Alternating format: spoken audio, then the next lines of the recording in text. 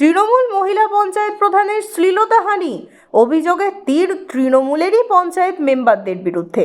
ভয়ে আতঙ্কে অবশেষে নেজার থানায় অভিযোগ দায়ের পঞ্চায়েত প্রধানের। বসিরহাট মহকুমার সন্দেশখালী 1 নম্বর ব্লকের শেহারা রাধানগর গ্রাম পঞ্চায়েতের ঘটনা, যেখানে তৃণমূলের প্রধান দীপালি দাস পঞ্চায়েতের বিভিন্ন দপ্তরের উন্নয়নমূলক কাজের জন্য পঞ্চায়েতে মিটিংয়ের ব্যবস্থা করেন। মিটিং চলাকালীন হঠাৎই পঞ্চায়েতের 2 সদস্য সাজিদুল ইসলাম গাজী ও গফফার সর্দার তারা প্রধানের একাধিক দুর্নীতির কথা সামনে আনে।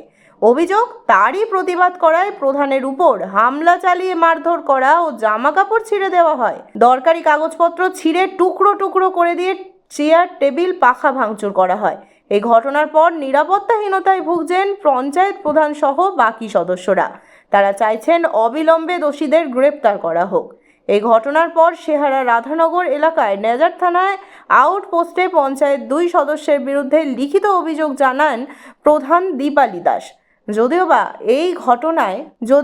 এই ঘটনায় সন্দেশখালীর বিধায়ক সুকুমার মাহাতো পুরো বিষয়টি এড়িয়ে যান। তিনি জানিয়েছেন, বিধায়ক যদি দোষী হবেন তাহলে কেন বিধায়কের নামে থানায় অভিযোগ করা হলো না?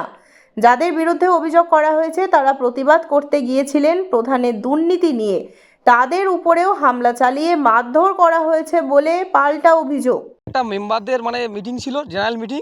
সেখানে আমাদের পঞ্চায়েতের প্রধান, মহিলা প্রধান, তার সঙ্গে ধস্তাধস্তি করা হয়েছে, তাকে মারধর করা হয়েছে, তার শ্লীলতাহানি করা হয়েছে এবং সাধারণ মেম্বারদেরকে মারধর করা হয়েছে। এই যে ঘৃণা রাজনীতির মূলে একজন কারিগর তিনি চালাচ্ছেন, তিনি হলেন সুকুমার মাহাতো, আমাদের সন্দেশখালীর বিধায়ক।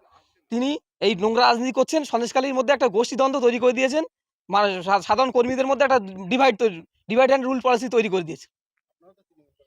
আমরা তৃণমূল করি, আমরা 98 সাল থেকে তৃণমূল করি। উনি এখন বর্তমানে জুমা 8 দিন, শুক্রবার শুক্র 8 দিন যারা দলে এসছে, সেরকম বিজেপির লোককে অঞ্চল সভাপতি করে দিচ্ছেন। যারা দলের হয়ে খাটেনি, লোকসভা নির্বাচনে বিজেপির হয়ে সুশ্রুতি দিয়েছে, বিজেপির হয়ে ভোট করেছে, বিজেপিতে ভোট দিতে বলেছে, তাদেরকে উনি দলের মাথায় বসাতে চাইছেন। এবং আমরা দলটা 98 সাল থেকে করছি, তাহলে আমরা তাদেরকে মেনে নেবো কেন?